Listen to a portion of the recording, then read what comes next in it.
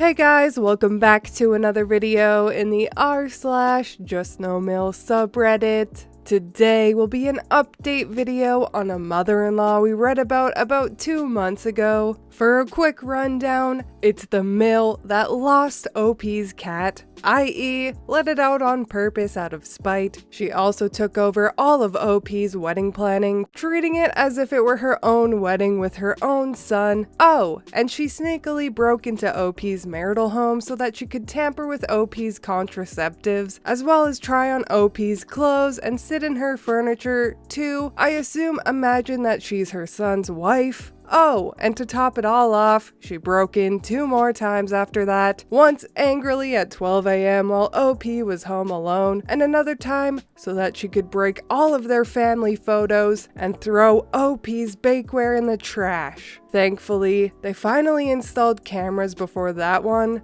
so Mill got arrested and sent to jail. But yeah, do you remember that one, guys? Well, if you don't, or you're new here, I'll link that video now, as well as in the description and the comments. So make sure you watch that one first because it's a doozy. Anyways, let's get on with the updates already, shall we?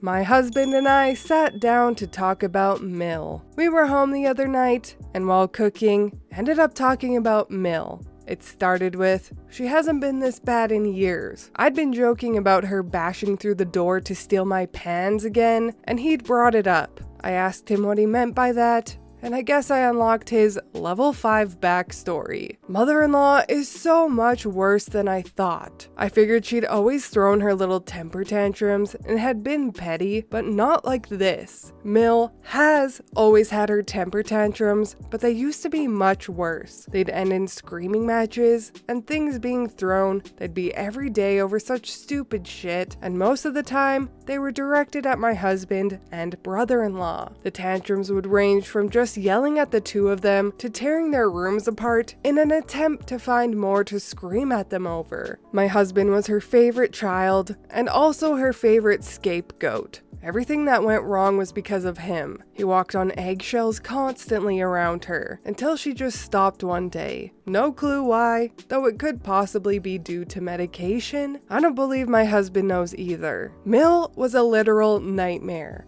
Everything had to be exactly as she wanted it, or people would have hell to pay. It didn't matter if it was food, clothes, rooms, or friends. It had to be how she wanted it. She apparently used to tear through my husband and brother-in-law's rooms and look for anything that she didn't approve of, and would then mock and scream at them to the point of tears, whether she found anything or not. My father-in-law didn't care, as long as her tantrums weren't directed at him. She apparently just stopped out of the blue one day. No reason specified, she just calmed down and stopped. And then she started back up in December. My husband looked like he was going to cry when he told me about how Mill would scream at him and his brother, and my heart broke. He loves her still, even though she treated him like shit and has broken into our house multiple times, and while I understand that, I can't help but hate her for what she's done. I did my best to comfort my husband, though I'm not sure I helped much. He assured me that he's fine, but I don't really believe that. I'm planning on bringing up possibly going to therapy. I don't know how that will go. On a lighter note, we've been looking at houses in the area we're planning on moving to, and we've gone ahead and contacted a lender. There's not much more information than that, but it's progress. Mother-in-law also hasn't attempted to contact us or interact with us since she was arrested, so that's nice.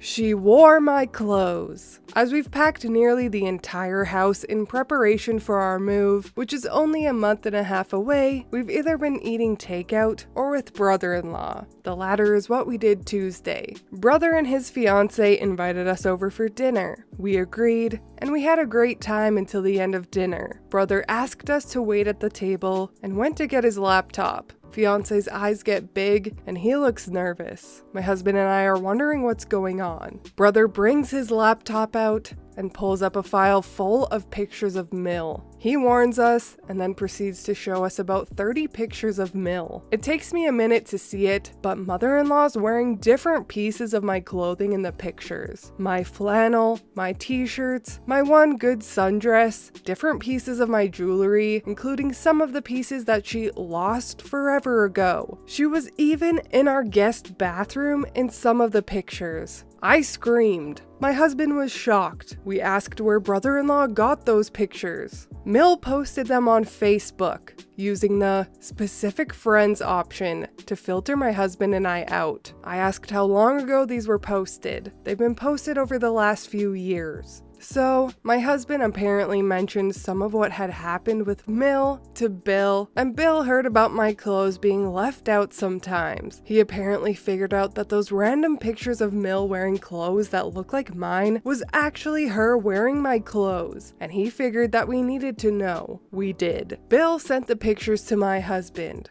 When we went home, I unpacked all of my clothes and washed them again. Now, it feels like I can feel Mill on my clothes, no matter how hard I wash them. On the bright side, we have a court date for mother-in-law's breaking and entering our home. It's 3 months away, which is longer than I hoped, but it's something. Okay. Firstly, I'm glad that brother-in-law showed them the photos of Mill being Buffalo Bill, but why did it take them years to do so? I understand they might not have noticed right away, but surely it didn't take 2 years to realize. However, regardless of that, this is great because the pictures of Mill in OP's clothes and jewelry will probably significantly help their prosecution against her. Also, when OP said that her husband stated that Mill's outbursts randomly stopped, now they're back, to me sounds like she did seek help and was medicated, and now she's not. It's very clear that Mill has borderline personality disorder or some other mental health issue, and if OP's husband truly does love his mom and refuses to go no contact, he needs to give her an ultimatum that she gets therapy. Otherwise, what's the point in moving if he's going to just let her back in? With that being said,